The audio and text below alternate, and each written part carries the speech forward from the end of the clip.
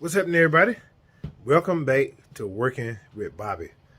I don't know who more excited about doing this video, y'all or me.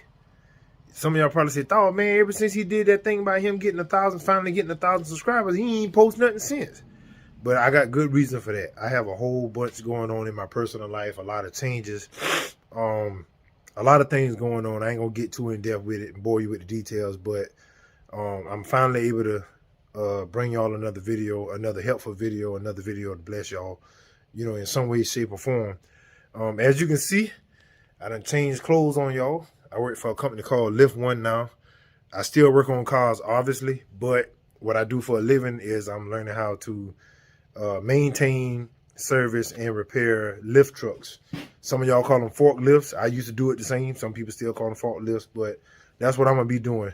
I probably did 1 or 2 shorts maybe a few weeks ago about what guessing what was I working on, and that was a lift truck that I had to put a harness on. It was an electric sit-down truck, and I thought that was pretty cool. I hadn't had a whole lot of time to make shorts about anything lately, even at work, because I'm hustling, trying to learn this trade and learn this equipment, because these are not cars that I'm dealing with.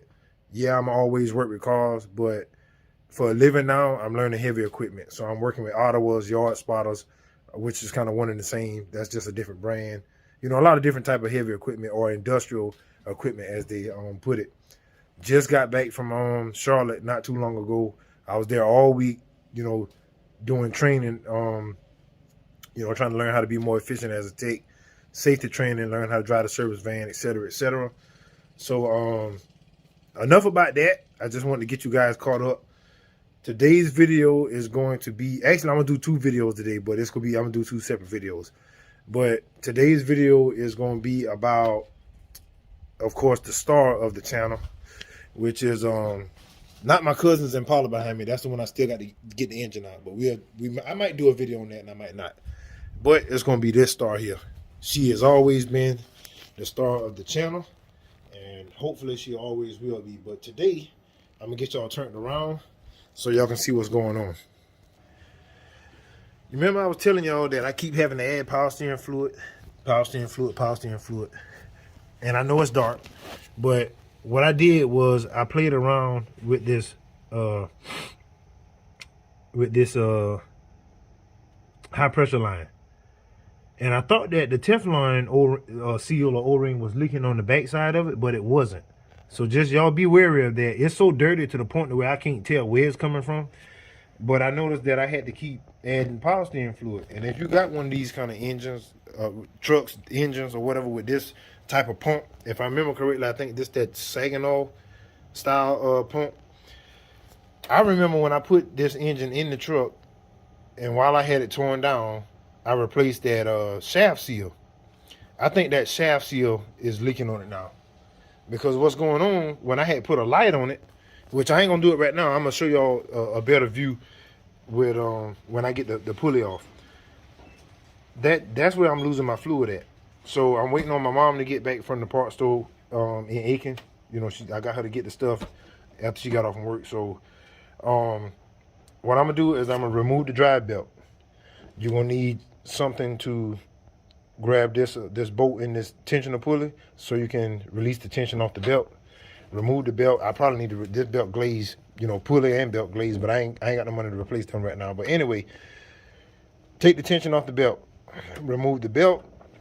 Then you got to use a special tool to get down in here and grab the outside of this pulley, and then you're gonna pull the pulley off. The seal is around the shaft, obviously. You're gonna come up with a way to get that out, hopefully without scarring or damaging the shaft. Knock the new seal in. Press the pulley back on, put the belt back in it, top it off with fluid, and then check for leaks. Okay? Now, this is not the end of the video, obviously, but I'm going to bring y'all along and show y'all as I go the right way to do it, the safe way to do it, and, let you know what tools you need, etc., etc. That way, for the guys and gals that don't know how to do even as much as I know, I don't think I know a lot, but like I said, I always try to put stuff out there to help people. Even if you can do something simple like this on your own, it can save yourself a couple $100. So whenever I turn y'all back on, it'll be to tell y'all about the parts and whatnot, an overview of that. That way, if you want to use the same brand or whatever, you know, we'll go from there. So y'all stay tuned, and I'll see y'all when I cut the camera back on to get started. All right, y'all, we back. As y'all can see behind me, it's dark, and it done got cold. I had some stuff that I had to get knocked out before I can start back recording and working on my truck. Had to get do the brakes on my mama car, and then I was doing something else with my Impala that I might be getting rid of, but I'll say that for another video. Let me show y'all the tools that I got so far. All right, got a Matco tools. They claim no slip, but we'll see how that works. This is an old puller that I got, and it actually works really good. I had to modify it for some stuff that I was doing because they technically don't fit everything, but they are pretty good. I got my serpentine belt. Let me zoom out some. I got my serpentine belt tool already set up with the, I think this is a 15 or 16 millimeter adapter on it. Let me see. Y'all bear with me. I'm trying to make sure I tell you the right thing. 5/8. All right. If you don't have this particular tool, you can use a 5/8 socket and a pull bar. All right, 24 millimeter wrench, which is for the install side of the puller. 11 millimeter wrench, which is also for the puller. The only thing you really need for the truck itself is the tool to get the drive bed off, and then for the power steering pump, you're gonna need this stuff. But I'll bring you along as we go. I got some multi-purpose. Now, yeah, I'm doing power steering, but in these old stuff, automatic transmission fluid works just as good. And I got that from AutoZone. And then this is the seal that I got. I'm trying to record and open the box at the same time. This is the part number for the seal, 8709. It's from AutoZone as well. I don't see the brand. I guess it's Powercraft. All right, but this is the seal right here. I didn't take it out of the plastic yet. What I'm gonna do is, it took me like, I don't know, 5 minutes, 10 minutes just to get the angle perfect so y'all can watch me work. Because what I'm gonna do is I'm gonna set the phone up so you can see me do what I'm doing, you know, and kind of go along with it. I like to show my work, that way whoever watching, if they don't know even as much as of the little that I know, then they can follow along, and that they can do that themselves. You know, that way they ain't got to, you know, pay nobody. They can save themselves some money. So you already know that I'm about blessing.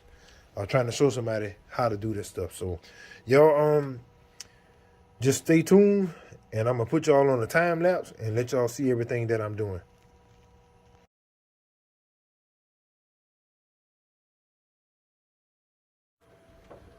All right, y'all. I'm gonna explain what I did during the time lapse. I'm behind the phone right now. What I did was I assembled the puller. It comes in two pieces.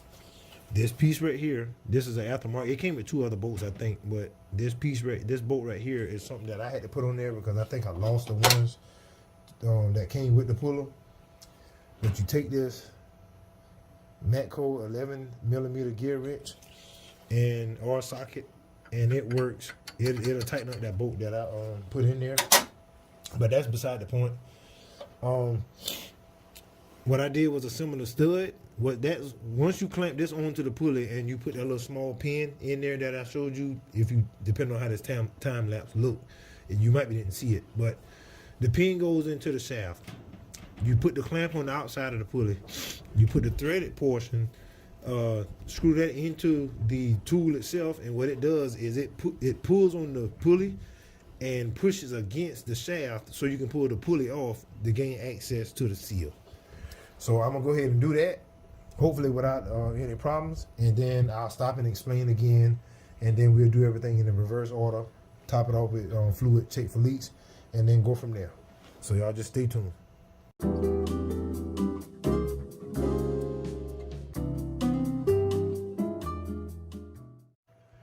Look here, y'all. I messed up. If y'all saw me in the time lapse take this thing back apart, that's because stupid me forgot that This tool has two sizes, and what you want to do is when you put it on, you want to make sure you don't have no slop. That way it won't go at an angle when you start putting pressure on this threaded portion here. So I'm gonna put y'all back in the time lapse, and hopefully I get it to start pulling on off. So just remember that.